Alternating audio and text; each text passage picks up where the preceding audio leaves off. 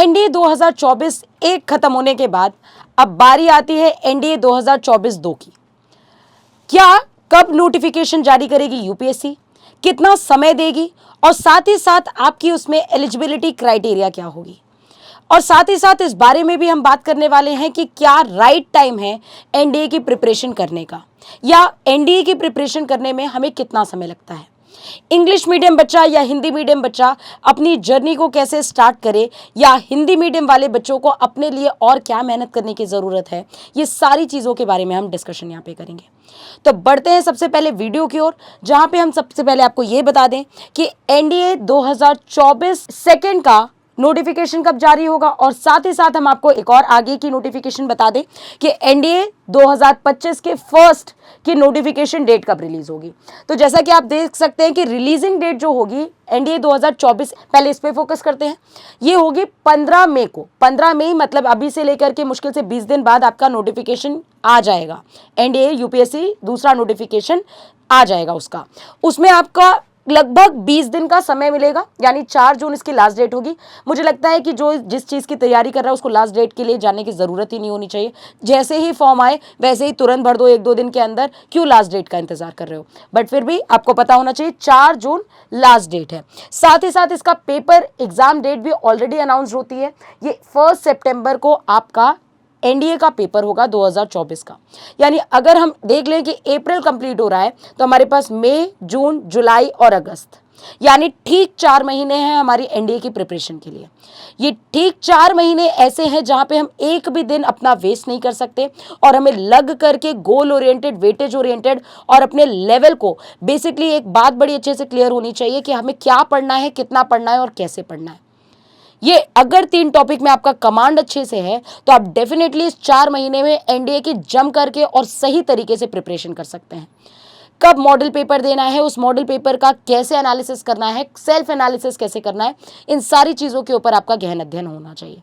तो यहाँ पे जो फॉर्म का रिलीज डेट है वो है आपका 11 दिसंबर, और ठीक 20 दिन इसका भी ड्यूरेशन चलेगा फॉर्म का, जहाँ पे 31 दिसंबर यानी कि जो 2024 का अंतिम दिन होगा वही आपका फॉर्म फिल करने का लास्ट डे होगा।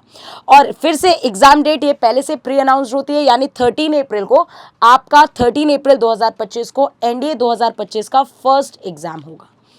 तो ये 2 स्केड्यूल आपको एकदम क्लियर हो गए होंगे।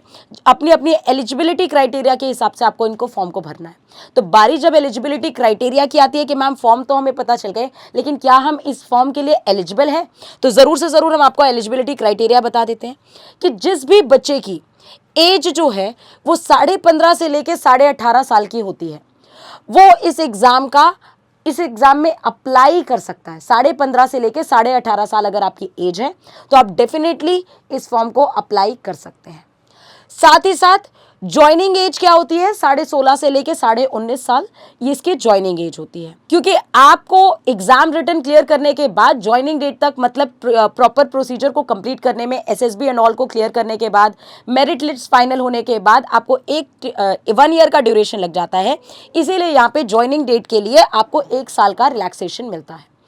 साथ ही साथ अब बात आती है कि मैम क्या हमें वाकई में हमें कैसे पता चलेगा एग्जैक्ट डेट क्या है, किस हिसाब से हम अपनी एज को कैलकुलेट करें। तो साथ ही साथ मैं आपको बता दूं कि जो भी बच्चा 2024 के सेकेंड इनटेक की प्रिपरेशन कर रहा है, अगर उसकी बर्थ डेट 2 जनवरी 2006 से लेकर के 1 जनवरी 2009 के बीच में है, मतलब अगर वो बाउंड्री लाइन पे है तो भी वो इस फॉर्म को अप्लाई कर सकता है।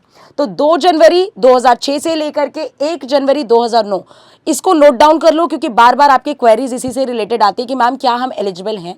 अगर आपकी एलिजिबिलिटी क्राइटेरिया ये फुलफिल हो रही है तो डेफिनेटली आप हैं एलिजिबल। साथ ही साथ 2025 के फर्स्ट इनटेक में जो बच्चे एलिजिबल होंगे उनकी डेट ऑफ बर्थ होनी चाहिए 2 जुलाई 2006 से लेकर के 1 जुलाई 2009 तक। तो जिनकी भी डेट ऑफ बर्थ इसके अराउंड होगी वो इस फॉर्म को डेफिनेटली फिलअप कर सकते हैं। सिर्फ एज क्राइटेरिया ही फुलफिल करना नहीं है, इनकी एकेडमिक रिक्वायरमेंट भी होती है। एकेडमिक क्राइटेरियाज को भी आपको फुलफिल करना पड़ेगा।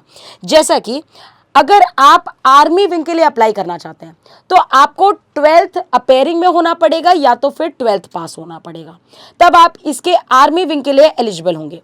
लेकिन अगर आप एयरफोर्स या नेवी विंग के लिए जाना चाहते हैं तो आपको 12th में एक क्राइटेरिया फिक्स्ड होना चाहिए कि आपको मैथमेटिक्स से उसको क्लियर करना जरूरी है, यानी आपका फिजिक्स और मैथमेटिक्स एक कंपलसरी सब्जेक्ट होना चाहिए क्लास 12th में। यानी साइंस स्ट्रीम का बच्चा जो होगा वही आपका एयरफोर्स और नेवी दोनों का फॉर्म भर सकता है। जब आप एयरफोर्स मतलब जब आप 12th क्लास में होते हैं, तो जब आप 12th क्लास में होते हैं तभी जो सितंबर का अटेम्प्ट होता है वो आप अपेयरिंग दे सकते हैं। उसके बाद जब आप 12th क्लियर कर लेते हैं, मार्च में बोर्ड्स वोट्स देने के बाद अप्रैल, यानी कि जो भी बच्चा इस समय 12th में है उनके लिए सख्त बात, जो भी बच्चा इस समय 12th में है वो सितंबर अटेम्प्ट के लिए तैयार हो जाए। सितंबर में वो फॉर्म भर मतलब जो मई में फॉर्म आएगा वो भर सकते हैं और उसमें अप्लाई करेंगे। साथ ही साथ 2025 का फर्स्ट इनटेक तो उनके लिए है ही है।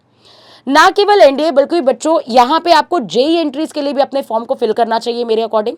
जहाँ पे जेई एंट्री, जब आपका जेई का फॉर्म आता है और जनवरी में जब जेई का एग्जाम होता है, तो वहाँ पे अगर आपने जेई मेंस क्वालिफाई किया और जेई एडवांस के पेपर में अगर आप बैठे हैं तो आपको वहाँ 4 टीएस एंट्री मिलती है, 2 नेवी और 2 आर्मी। तो बेसिकली इस बात को समझिए कि आपके पास अपॉर्चुनिटी का भंडार केवल और केवल डिफेंस सेक्टर्स में है। अगर डिफेंस में जितनी टोटल वैकेंसीज हमारी निकल के आती हैं, ये पूरे बाकी क्राइटेरियाज को मिला करके भी इसकी 1/4 वैकेंसी भी गवर्नमेंट रिलीज नहीं कर पा रही है।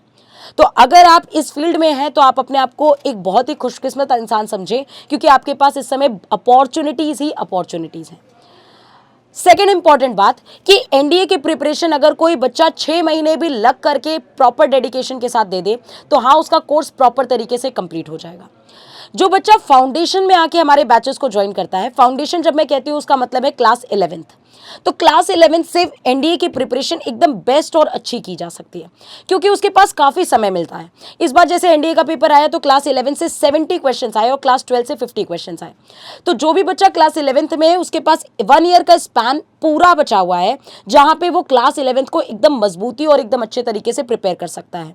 साथ ही साथ क्लास 12th में, क्योंकि फाउंडेशन की प्रिपरेशन इस हिसाब से की जाती है कि क्लास 12th के जब वो जुलाई में आता है तब तक में उसका 11th plus 12th proper complete हो चुका होता है विद रिवीजन। यानी अगस्त का टाइम उसके पास केवल और केवल प्रैक्टिस के लिए होना चाहिए, तभी वो सितंबर के एग्जाम में जो 12th अपेयरिंग का बच्चा है वो एग्जाम फोड़ करके आएगा और प्रॉपर तरीके से स्कोर कर पाएगा। यानी वो फर्स्ट अटेम्प्ट में क्लियर करने लायक तभी बनेगा। पेपर का level no doubt daily daily बढ़ रहा है, तो जब भी हम किसी चीज़ की प्रिपरेशन करें हमारे पास एक बुक का सोर्स बहुत अच्छा होना चाहिए।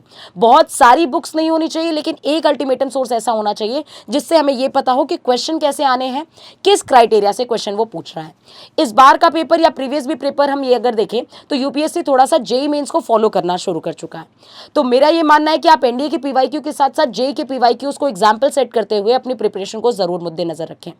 साथ ही साथ अगर आप ये जानना चाहते हैं कि वैकेंसीज कितनी होगी, कितने फॉर्म फिल किए जाएंगे, तो हर साल लगभग 8 लाख फॉर्म भरे जाते हैं। इन 8 लाख फॉर्म में हर साल जो फॉर्म भरने की तादाद है वो है अप्रॉक्स 8 लाख्स। 8 लाख्स में जो रिटन क्वालिफाई करते हैं वो होते हैं 8000, राइट। और ये जो 8000 है इनका पेपर जब रिटन क्वालिफाई होता है इसके बाद ये देने जाते हैं एसएसबी, और फिर एसएसबी के बाद जो फाइनल मेरिट आती है उसमें 400 वैकेंसीज पे ये अपनी जगह हासिल करते हैं। तो प्रोसीजर है थोड़ा सा लंबा, बट हाँ है एक्यूरेट। तो कंपटीशन भी अच्छे लेवल का है। और मैं आपको बता दूं कि अगर कट ऑफ की बात है, जो फर्स्ट पेपर आपका होता है एनडीए का, वो आपका होता है 900 नंबर का, जहां 300 मार्क्स का होता है आपका मैथ्स अकेला और 600 नंबर का होता है आपका जीएटी अकेला। और अगर हम 900 में पूछें कितना कट ऑफ चाहिए, तो 900 में लास्ट टाइम जो कट ऑफ गया था वो 292 गया था। अगर कोई बच्चा 300 या 300, मतलब मैं कहती हूँ 350 तो लाओ यार, अगर 300 भी नंबर ला रहा है तो उसकी आराम से रिटर्न की कट ऑफ क्वालिफाई हो जाती है। तो पेपर क्लियर करना कोई इतनी भी बड़ी टफ जॉब नहीं है, लेकिन हाँ आपको पता होना चाहिए कि क्या चीज़ें कितने समय में और कहाँ से करनी है। ये बहुत ही इंपॉर्टेंट है, क्योंकि जब भी आप अपने आप को प्रिपेयर करते हैं किसी चीज़ के लिए तो आपका लक्ष्य और आपका मुद्दा एकदम क्लियर होना चाहिए। कुछ भी नहीं पढ़ सकते हम। पेपर का लेवल अगर हम देखें तो हमें बहुत सारी ऐसी चीज़ें हैं जो एनसीईआरटी तो मतलब उसका 0.1% भी कवर नहीं करता। तो आपको अपने लेवल को बढ़ाना पड़ेगा। और वाकई अगर एमकेसी का योगदान इसमें पूछेंगे तो एमकेसी के आपके लिए लाता है फाउंडेशन बैचेस। जो बच्चा 11th में है वो भी इन बैचेस को ज्वाइन कर सकता है, चाहे ऑफलाइन चाहे ऑनलाइन। और मेरी सलाह मानेंगे तो ऑफलाइन आर द बेस्ट, जहां हम आपको प्रॉपर बैठ करके आपका एनालिसिस करते हैं कि आप कितने होमवर्क कर रहे हैं, कितनी क्लासेस में अटेंटिव हैं। साथ ही साथ हम आपका unit test, mock test, doubt counter facilities, आपको प्रॉपर एसएसबी की गाइडेंस, स्टडी मटेरियल्स, साथ ही साथ आपकी फिजिकल ट्रेनिंग और स्पोकन इंग्लिश का भी हम ध्यान रखते हैं। तो जो बच्चा 11th में अगर अपनी पर्सनालिटी को ध्यान में रखते हुए प्रॉपर एनडीए की तैयारी करना चाहता है तो हमारे हेल्पलाइन नंबर 9696330033 पे भी कॉल कर सकता है।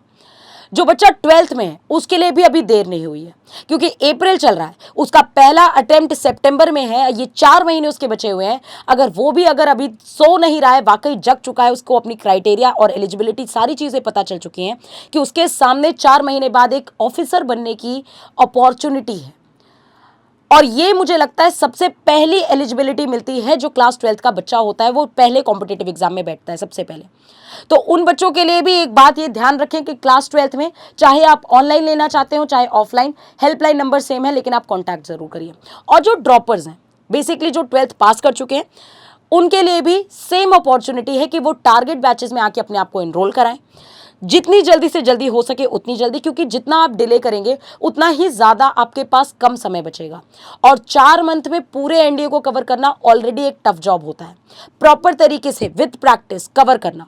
और जो एमकेसी पब्लिकेशन की बुक्स हैं आपकी, चाहे वो मैथ्स हो, चाहे इंग्लिश हो, चाहे जीएस सेक्शन में हो, these are the best books, जहाँ पे प्रॉपर सारी चीज़ों का निचोड़ है।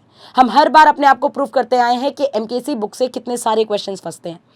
तो अगर आप वाकई अपने आप को प्रिपेयर्ड करना चाहते हैं, अपने ऑफिसर बनने की राह में तैयार हैं अपने आप को लेकर के, तो अपने थॉट को क्लियर करिए, विजन को क्लियर करिए, हेल्पलाइन नंबर पे कॉल करिए। एमकेसी आपके साथ खड़ा है, बट आपको अपनी सोच को क्लियर करके हमारे साथ खड़े होना पड़ेगा। तो vacancy, eligibility criteria, I hope आपको सारी चीज़ें क्लियर हो चुकी होंगी। तो ऐसी ही जानकारियों के साथ नेक्स्ट वीडियो में मिलते हैं आपसे। टिल देन, जय हिंद, जय भारत, टेक केयर।